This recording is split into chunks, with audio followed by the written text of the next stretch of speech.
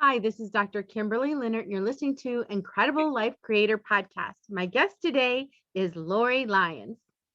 Lori Lyons is the owner of Igniting Your Business, a website design and marketing company. They specialize in helping seasoned business owners and consultants make money with their marketing. They design an amazing online presence for their clients so they attract their perfect clients and grow and flourish. They keep the digital side of the business in flow and each component working together from websites to CEO to email marketing to social media. Lori is a sought after speaker, guest, and writer. She is the creator of the Marketing to Speak program, a program that shows speakers how they can attract bigger stages, bigger audience, and more money for their speaking gigs. Welcome to the podcast, Lori. Thank you, Kimberly. So thank you for having me. This will be fun and, our meandering Sunday drive as they say. So yeah, looking forward to it. Yes.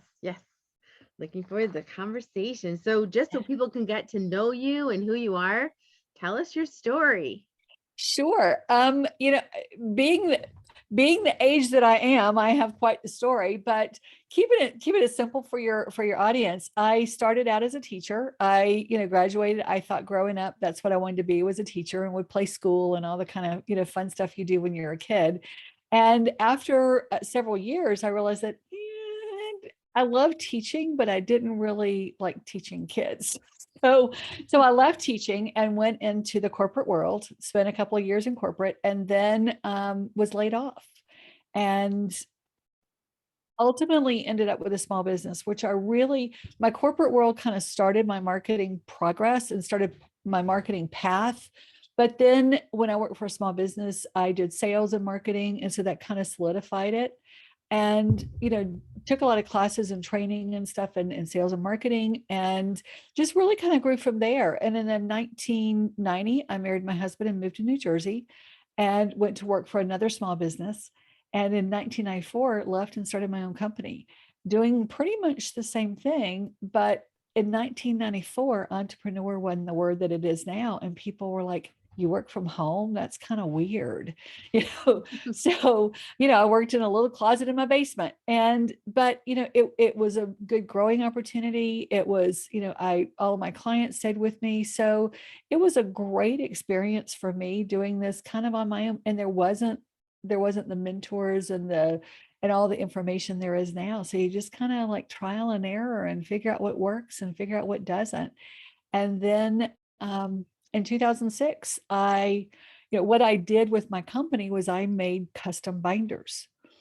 Well, in 2006, I realized the internet wasn't going away, and so much more was going online that it was like, either I had to totally retool or make a new decision. So I came to one of those crossroads in life and just said, I'm closing my company, and did a couple of different things for a couple of years. And then in 2010, landed at a digital marketing company, which is where I really got my start to where I am now. So it was all of those paths kind of intersected. So that in 2015, I started my own digital marketing agency. I'd been doing it on the side anyway for friends, but I decided to make it official. And so here I am. It's, all roads lead to an end at some point. And this is kind of my rest area and where my sweet spot for right now. Beautiful. So you've been in marketing for 20 years? A long time. 25 years? Actually, since 1986. Because that's what my corporate job was a sales and marketing and customer experience position. So I started there. So let's just go down memory lane here. So okay. What was the difference between marketing the first 10 years and what you're doing now? And I'm going to ask kind of a complex question. You can answer it however you want. Okay. And the clients or the consumers then, and how they made decisions, and how you were using your hooks or whatever you were doing to get their business compared to now. Good question. I tell my clients, the principles of marketing are still the same as they were in 1986. It's the way we market that's changed, which is really an interesting thing, because when you look at marketing today, it's so out there and there's so many different ways we can market. So in the early days, or for me, the early days, it was a slower campaign. It was a slower process. We still identified our ideal client. We still talked to them. We still told them how we, solved their problems. So it was still problem solution based. But the difference was consumers just didn't have the information or their hands-on information that they do now with the internet. So if we fast forward, however, many bazillion years it is, now consumers are so educated and there's so much information available to them that they can make good choices. They can make intelligence. But at the bottom line still, Kimberly, a lot of it is still relationship based, which is what it was in 1986. People still did business with people that they know, liked, and trust. And today there's just a lot more avenues to do that.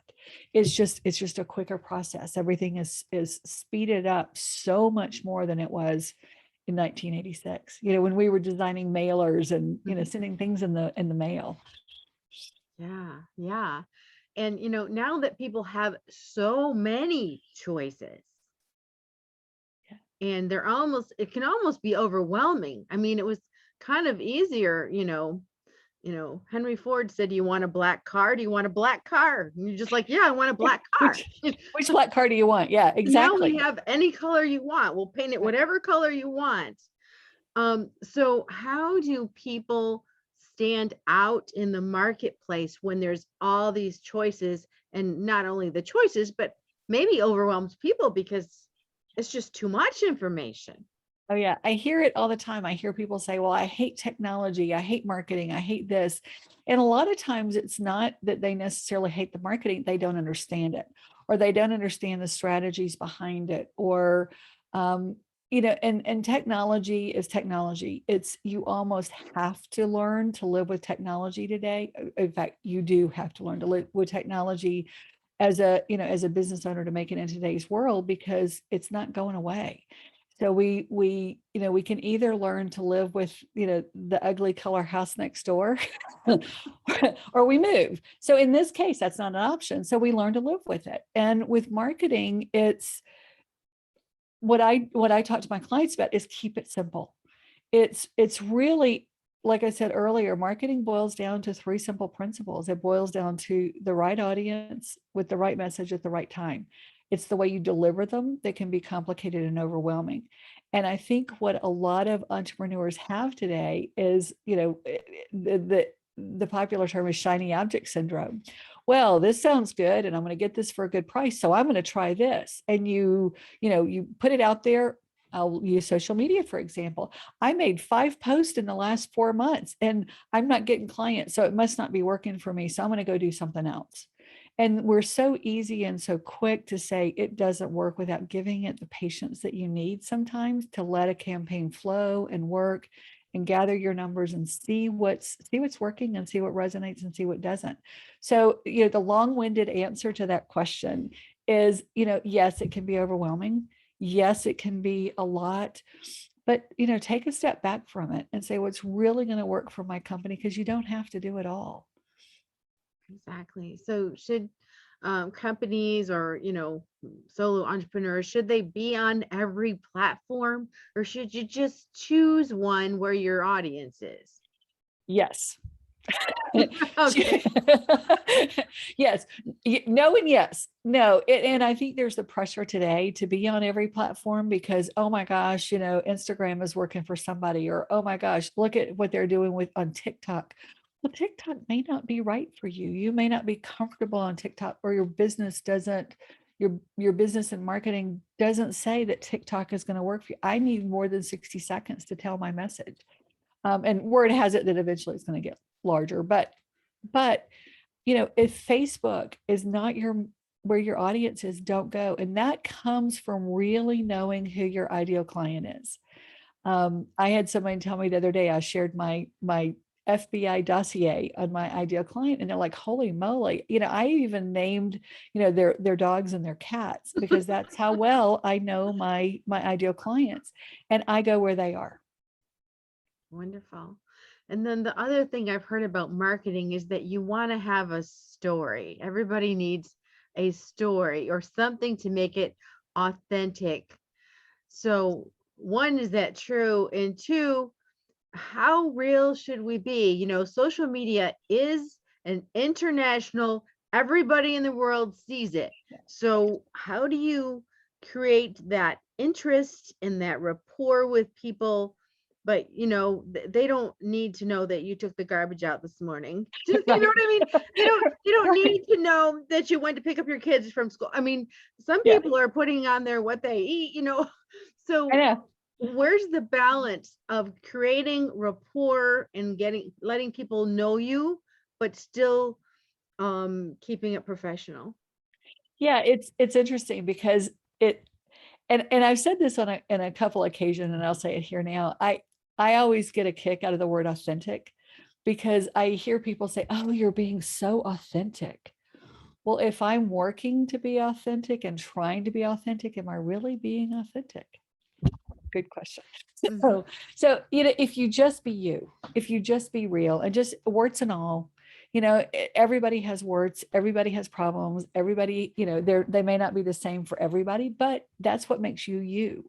And that's what you show. And of course we want to put on, our good Sunday clothes when we're showing our best. So you kind of do that in a professional setting. Now, as far as stories, yes, stories are terrifically important. And, one of the best stories that I have is, I have a client that we were working on their story. We were, and when she was telling the story, quite honestly, and I told her this, so it's nothing new. I was snoozing. The story was boring because she was doing this exact same thing that you talked about. And Friday morning I did this, and then I went and did this. It's like, no, cut to the chase, cut to the highlight and the moral of the story. And the audience doesn't need to know every single detail. They also don't need to know the process of the story, which means that, if let's use, for example, Thanksgiving dinner. I'm cooking Thanksgiving dinner. You don't have to know that I, took the gizzards and the guts out of the turkey. You just need to know I cooked the turkey. Mhm. And we get really bogged down in the weeds. We also, it's okay to have license to embellish the story as you need it, or use somebody else's story. It doesn't have to be your story. It's, and people don't realize that. As long as the story makes sense, a story is exactly what it says. It's a story. Mom, tell me a bedtime story. Most of the time you make those up. Mhm. So it doesn't have to be 100% factual. Mhm. Yeah, well, that's good to know. And it can be creative and have fun Exactly. with it. Exactly. Have fun with it, be creative, and have a moral for it. Have a reason for telling the story. Mhm. Yeah, yeah. So when you're marketing to your clients, just tell me a little short bit of your story. Yeah. Well, I go back to the three things I talked about earlier: right client, right audience, right message, and right time. And my story is that I feed little wild kittens on on my deck, and I've been feeding them morning and night for, I don't know, about a year. Of course, they're not kittens anymore. I think they're called cats officially. But once I started feeding them in the morning, they'd, do in, and then they'd come in and eat, and then they'd go leave. And then I started noticing that a blue jay would come and eat whatever cat food was left over. And it's like, okay, that's weird. And not only would it eat the cat food, but it would yell at me if they didn't leave some for it. So so then at night, once I'd feed the cats whatever they'd have left over, we had a family of raccoons that would come up on the deck and eat whatever's left over, and occasionally a possum if the raccoons left any over it.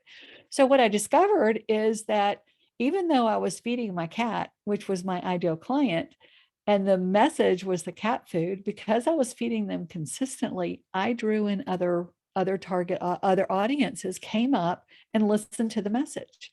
So if you do this, one of the fallacies of ideal client is people think, well, I can't just talk to one person, because what if I have so many, different people that I work with?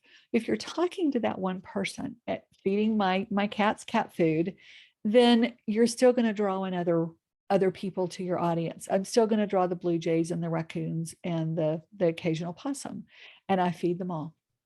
Mhm. Exactly. And that makes total sense. And I love the story. Thank you.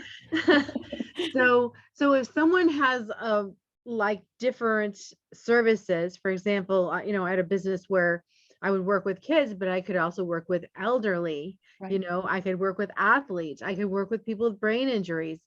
But do you just start with one audience and market to them until you have it going and then you switch to another market, or how do you do that? Well, what I tell my clients is identify who your favorite client is. If that's your ideal client, think about who you really enjoy working with. Who's that perfect client that does everything that you tell them to and when they're supposed to, and what makes that person. So for example, when I was building my dossier on my ideal client is named Janice. I have a picture of her, Mhm. and I know I know what her husband does. I know that she will go out socially with her friends and she has maybe a glass of wine or a margarita, and when she does that she stops because she knows that she gets really obnoxious. So but I based her on a couple of different people that I know. I based her on some clients that I love to work with. I based her on some clients that aren't my favorite, because here are the characteristics of those clients that maybe I don't want them all the time.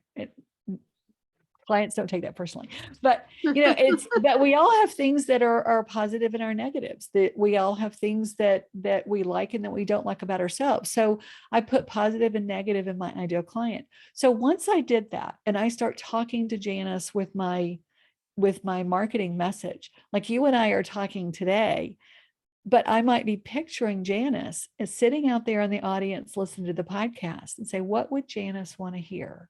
What would Janice like to know about? What's Janice's everyday problems and solutions? And when I'm talking to Janice and I'm saying a problem that may relate to, Henry over here, he may have that same problem, even though he's not Janice.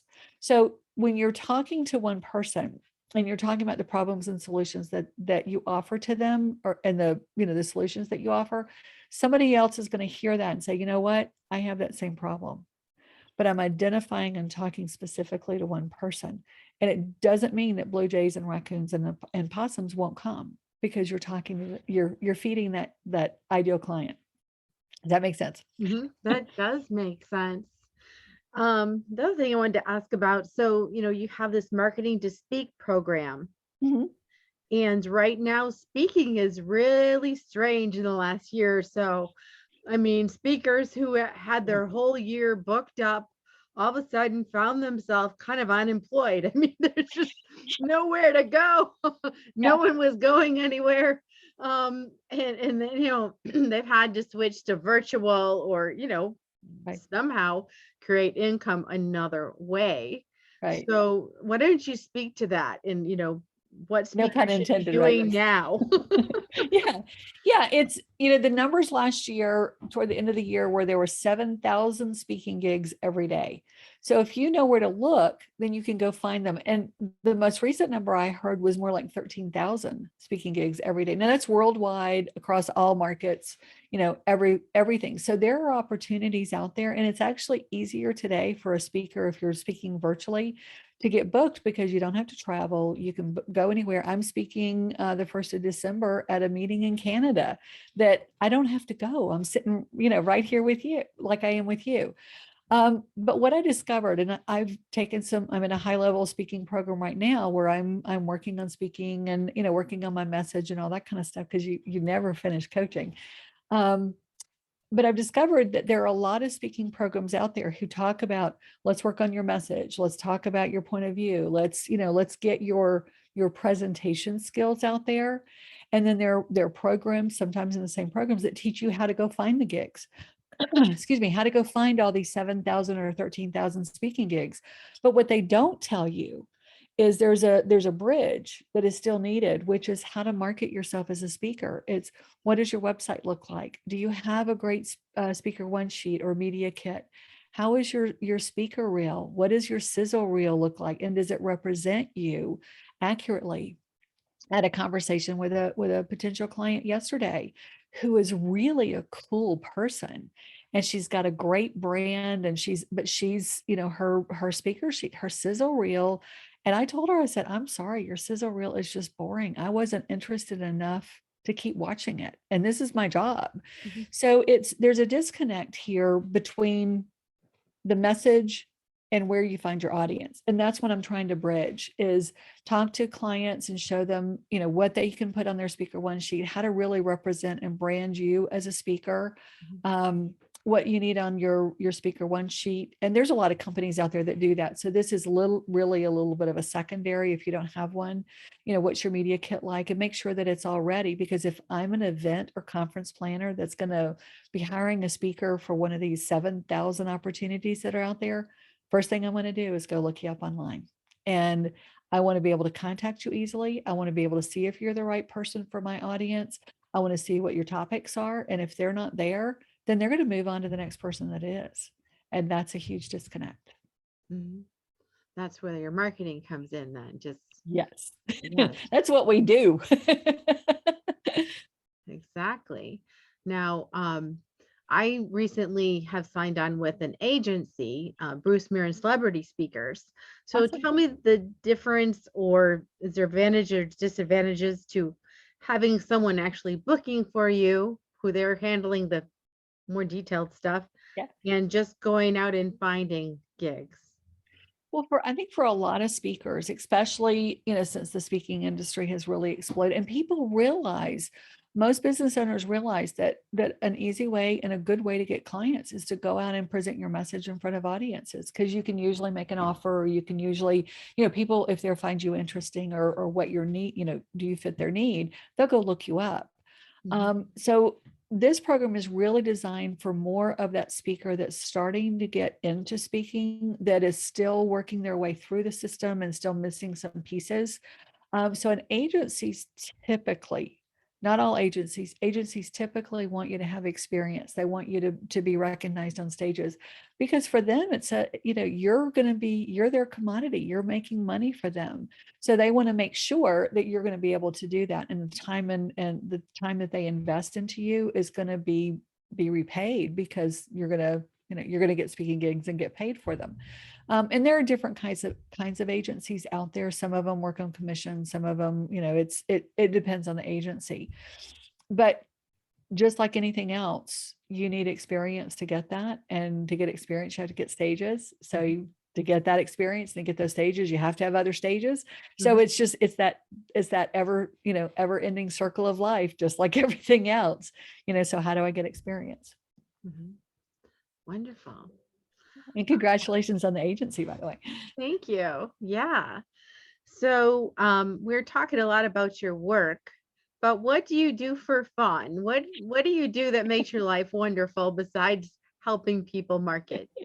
Well, it's funny, because last summer, I was reading a Michael Hyatt book, and I'm trying to think of the name of it, and I'll go back and look it up, because now this has come up a couple of times. Excuse me. And he said, he was talking about being productive, and how to, processes on how to manage your time and all that kind of stuff. But he had a paragraph in there that said, what do you do? Make sure to make time for fun. And what do you do for fun? And it really hit me, because I sat there and I'm like, okay, there are things that I enjoy doing. Like, I love in the spring planting flowers, but I hate to weed them and take care of them. So, but to me, that's fun, is, planting them and figure out where they go. But I'm like, what do I do for fun? And I really couldn't think of anything. My son used to play baseball, and we were big baseball fans. But sitting and watching a baseball game is fun, Mhm. but it's not something you do for fun unless you're going. So, long story short, my son and my husband just recently got back into motorcycle riding, which I was totally against, because it's motorcycles. So Mhm. I thought, I'm going to learn to ride. So I walked out to the garage and I said, I want to learn how to ride a motorcycle. And my son turned around and looked at me and he said, no blank, mom. Really? Totally shocked him. And said, yeah, I want to learn how to do something fun. This looks like fun to me. And I'll get over my fear fear of motorcycles. And so I did. I learned how to, they were very patient and they taught me. And, last month, my husband and I took a motorcycle trip Mhm. and we rode up to the North Georgia Mountains and stayed at a place. It's a motorcycle only place. And we had a ball. It was a lot of fun. So, we're going riding on the weekends so that to me is fun. So now I have something that is fun in my wheelhouse, especially since baseball is now over, and go Braves. Yeah, that's right. And go Braves. Yeah, World Series this year. Yeah. Yeah. It was awesome. So exciting. So exciting. So, have you had any challenges in your life that you had to overcome and now, you've learned from it, or it's just it was something that happened that seemed bad at the time, but now it's almost you look back and it was a good thing? It's okay. I don't know if I call it a good thing, but I would call it an okay thing. It's, life is what you make it. And I'll use the example. I was talking to my mom yesterday, will be 90, I think 90. She'll be 89 in a couple of weeks. And she had just been to the foot doctor and she came and she said, "Oh, I just had the most horrible news. I'm going to have a little surgery on my foot." I'm like, okay. In 1986, I was in a pretty bad car accident and it's left me physically I can't run, which is really okay. Oh darn, I can't run a marathon. Um, and I still deal with it today. I had an accident in my eye when I was 2 years old, and I still deal with it today. But you can either say, "Woe is me," and look at your limitations of what you can do or not do, or you can just say, "You know what? I deal with it as best I can."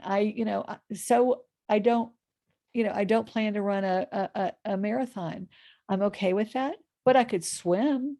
Mhm. I can go swim a marathon. I can go do this, or so it's. I just think life is what you make it, and I've always been kind of a positive. Let's the glass. It's not a glass half full or half empty. It's a let's just drink the water kind of thing. Um, and that's the way I've always looked at things. So yeah, there have been challenges. There have been physical challenges. There's been challenges with my career over the course of the years. Being laid off, or in 2013, I started on this path because I was told I wasn't technical enough, and I was laid off from the digital marketing company because I wasn't technical enough. Well, hold my beer. 6 years later, I have my own digital marketing company and I do a lot of the technical work. Mhm. So, it was that mindset that he had and that expectation that he had because I didn't know anything going in. And I taught myself, Google and YouTube, you can be an expert at anything. So, True. That's so true. yeah, so those are the challenge. And you figure out how to make them happen. You figure out what's going to work for you and what's not going to work for you. And you go from there. Mhm. Thanks. So I found that a lot of people, they have morning practices or something they do every day to either center themselves or get ready for the day. Do you have any of those? Yeah, I sit and drink coffee. No, I do. I get up in the morning and it's kind of my quiet time, like everybody else. My family's home. My husband's working from home, and my son has his own business, so he's in and out. And hopefully he'll be more out soon, but we're waiting on that. And he is too. But I get up in the morning and I read. I keep thinking I'm going to try to meditate. I was listening to a podcast on the way home from a trip last week from a woman who talks about attention span and how good meditation is for that. And I'm like, okay, I really need to try this again, just to see if it works for me. It's a need and a want, and I just have to kind of make that happen. But Mhm. yeah, I have my 3 cups of coffee while I'm reading and thinking about the day and kind of seeing where I'm going, and then the family gets up, and then it's I'll go from there. Nice. So just so people could actually contact you or know all the things you do, at this point, could you just tell us where do we find you? And what services do you have? You mentioned on your bio you have a mastermind you're putting together. So why don't you just Right. go over that right now, what you have Right. available? Yeah, one of the things I love to do is work with people my own age or close to my age that are starting businesses, and I call them encore entrepreneurs. They're people that have been either in corporate or maybe, a lot of people my age are starting to sell businesses or retire or just ready for something else of a change in life because, we're kind of unhireable. People don't want to hire somebody that's, 55 or up because they think, oh, well, they're going to be retiring soon. So I picture this person sitting in their cubicle, that may or their office, and they're working for a corporate and think, when I retire, I want to do this because it's something I've always wanted to do, or I want to be a consultant, or I want to go coach people or whatever. So I call them encore entrepreneurs. They're coming back on stage for their second bow. Mhm. And I love working with them. And what I'm working on is putting a mastermind together that'll start at the first of the year of about 8 to 10 of these people that want help with their marketing, that want to get some training and, look at it from a long-term perspective. So I'm still kind of fleshing that out, but I'm excited about it because I think it's going to be great. I think there's going to be a lot of synergy because we're different. One of the things that kind of drew me to this group was, video is, without getting off on a big tangent, video is huge in marketing. And I've always been afraid of video. It's like, well, my hair's gray, my body parts aren't in the places that they used to be. And, when you look at social media today and videos today, it's a lot of fit, young, healthy people doing this. I'm like, wait a minute. If I talk to my age group, then I'm okay. I'm comfortable with that because we're all in that same boat. So that's kind of where that thought process started. And it's like, okay, then who is this person? What have they done? So I think it'll be fun to put this together, to talk about some of the challenges that we have as older entrepreneurs, some of the challenges with marketing today, and teach them and show them the different strategies for marketing. So that's where I see in my mind, going for that. Beautiful. Well, not just a personal question. What Okay. gives you the most happiness and fulfillment at this point in your life? Ooh, um, being in a place where I'm comfortable with myself. I am who I am. I'm not trying to be somebody I'm not. I don't take things personally.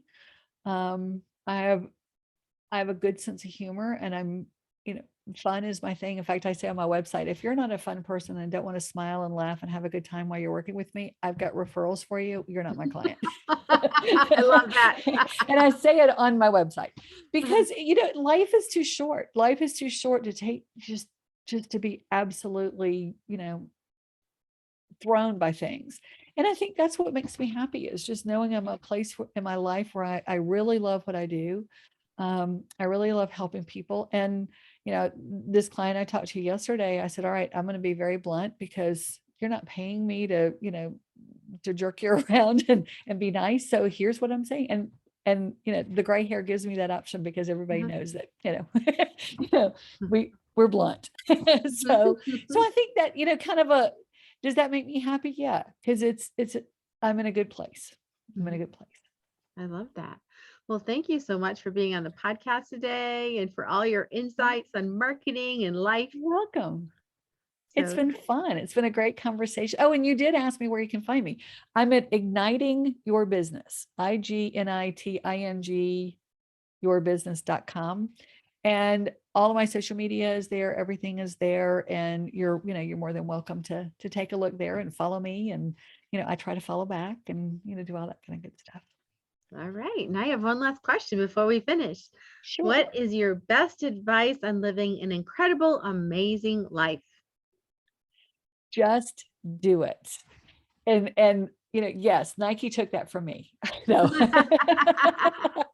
I think as we go through life, there are things that and this, I have to tell myself this all the time because there are things that I want to do and I'm kind of afraid to do. But it's I think if we look at the question of what's the worst thing that can happen, what's the worst thing that happened if I go make a video and put it out there and, people aren't going to watch it. Okay, so what? I'll make another one. Maybe somebody will watch that one. What's the worst that can happen if we if we just sit and reflect and be ourselves? What's the worst thing that can happen if we go learn to ride a motorcycle? We won't go there, but but I could have fun. What's the worst thing that can happen? I think we as humans, we get caught up in that. Well, what if, what if? And the what if is, what's the worst that can happen? Beautiful. Well, thank you so much, Lori. Thank you. We'll talk to you again soon. Really enjoyed it. Thank you for having me, Kimberly.